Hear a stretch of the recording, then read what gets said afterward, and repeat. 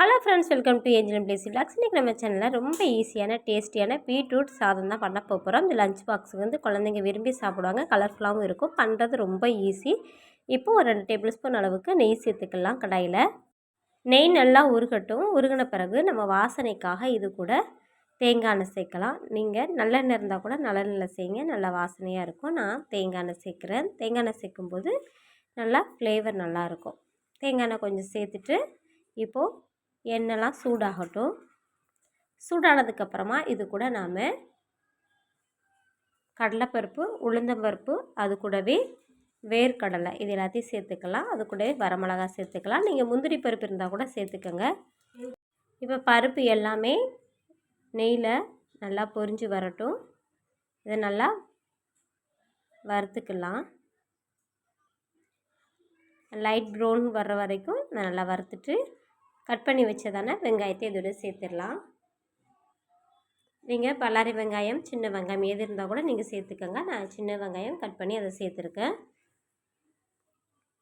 சேர்த்துட்டு நல்லா வதக்கி விட்டுக்கலாம். வெங்காயம் நல்லா பொன்னிறமாக வர்ற வரைக்கும் நல்லா வதக்கி விட்டுக்கலாம்.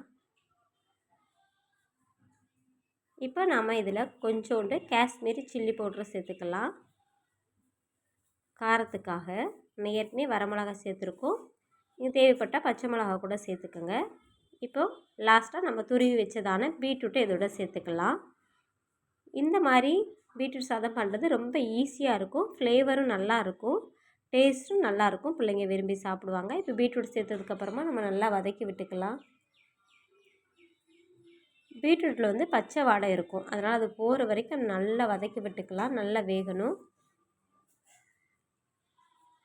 இப்போ நாம் கூட்டுக்கு தேவையான அளவு உப்பை சேர்த்துடலாம். நம்ம உப்பு வந்து சரியாக சேர்க்கணும். ஏன்னா நம்ம ஏற்கனவே சாதத்துக்கு உப்பு போட்டு தான் வடித்து எடுத்து வச்சுருப்போம். ஸோ கூட்டுக்கு ரொம்ப அதிகமாக உப்பாயிடக்கூடாது.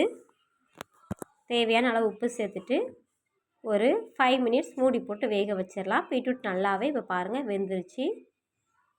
இப்போ திரும்பவும் நல்லா வதக்கி விட்டுக்கலாம். ஏன்னா அதில் கொஞ்சம் தண்ணீர் நிற்கும். மூடி வச்சு வேக விட்டதுனால தண்ணீர் போகிற வரைக்கும் நல்லா வதக்கி விட்டுடலாம். வதக்கி விட்டுட்டு இப்போ லாஸ்ட்டாக துருவின தேங்காவை சேர்த்துருக்கலாம். இது ஆப்ஷனல் தான், உங்களுக்கு பிடிச்சா சேருங்க, ஆனால் சேர்த்தா நல்லாயிருக்கும். இப்போ சேர்த்துட்டு இதையும் நல்லா வதக்கி விட்டுக்கலாம். இப்போ பாருங்கள் எல்லாம் நல்லா வதங்கிருச்சு. இப்போ நாம் வேக வச்சு வடித்ததான சாதத்தை இதோட சேர்த்துடலாம். சேர்த்துட்டு நல்லா கிளறி விட்டுக்கலாம். சாதத்தோட பீட்ரூட் வந்து எல்லா இடத்துலையும் நல்லா மிக்ஸ் ஆகிறபடி நல்லா கிளறி விட்டுருங்க. இப்போ பாருங்கள் நம்மளோட சுவையான பீட்ரூட் சாதம் தயாராகிட்டு. இதை ட்ரை பண்ணி பாருங்கள்.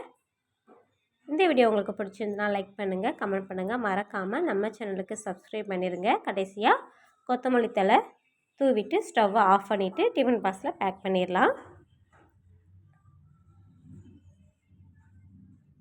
நெக்ஸ்ட் ஒரு லஞ்ச் பாக்ஸ் ரெசிபியோடு உங்களை சந்திக்கிறேன். நன்றி, வணக்கம்.